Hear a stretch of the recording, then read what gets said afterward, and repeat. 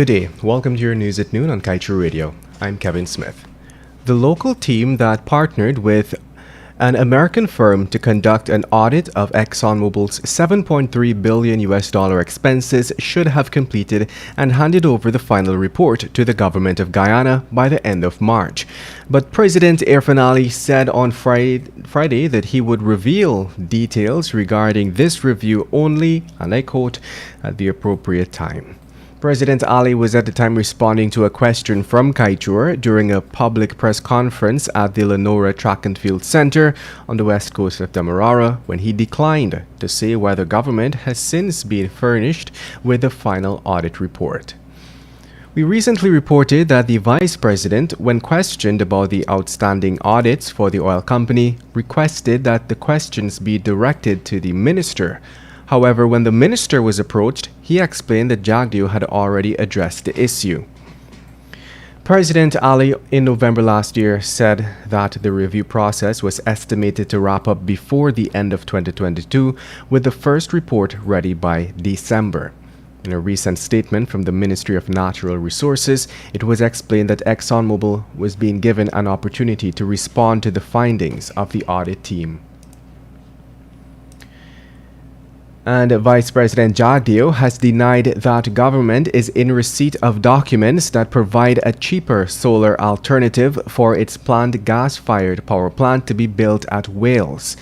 At a party press conference held on Thursday at Freedom House, he said that while energy technologist Alfred Boulay claims he supplied evidence of the feasibility of solar power to the Guyana Energy Agency, the government has seen no such document. Boulay has cited solar as a cleaner, more affordable source of power generation for Guyana. He has suggested that some home be outfitted with solar panels complete with battery power to cater for rainy days. This, Boulay argues, can offer numerous benefits. Jagdeo, however, noted that the lowest offer government has received to date will see power being generated at about 8 cents per kilowatt without battery uses. As such, he committed to signing a power purchase agreement with any company who can supply power to the national grid at 5 cents per kilowatt.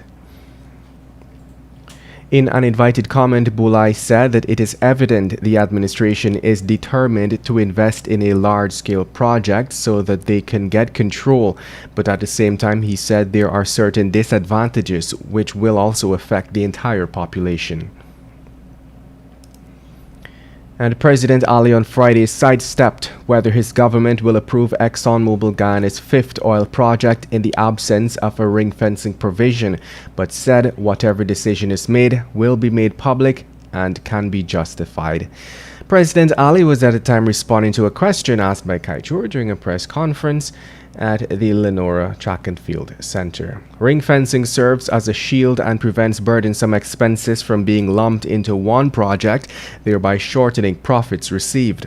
Guyana has been reportedly warned by international energy institutes that the country may never see the promised annual revenues from its oil sector, as the one-sided oil contract gives ExxonMobil and its partners the benefits, leaving Guyana and its people out of their fair share of the wealth.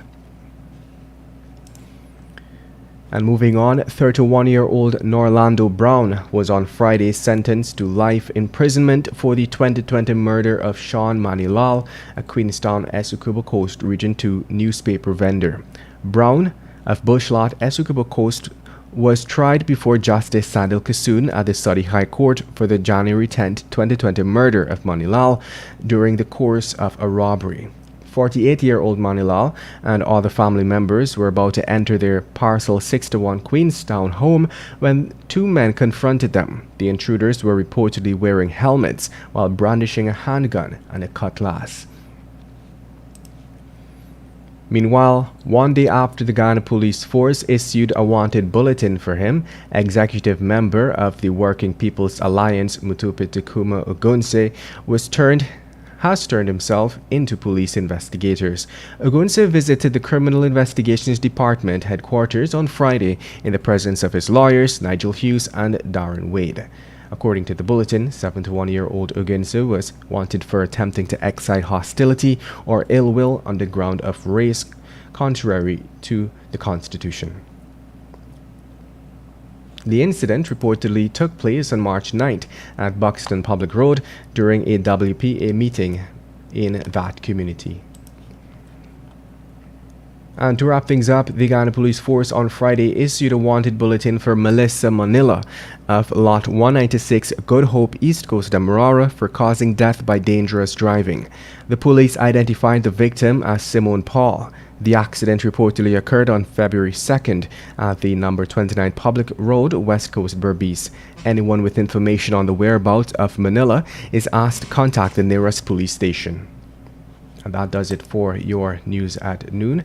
I'm Kevin Smith.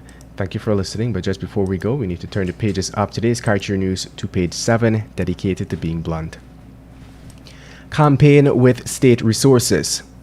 The PPPC government is out and about campaigning for local government elections, but calling it cabinet outreach. It is what they have always done when they are in government, but when in opposition, they would turn around and accuse the other party of using state resources to campaign. This is one of the sins of the two major parties that they have not sought repentance for. It is hoped that these outreaches are bearing fruits and actually solving the myriad of problems being faced by citizens daily to access government resources.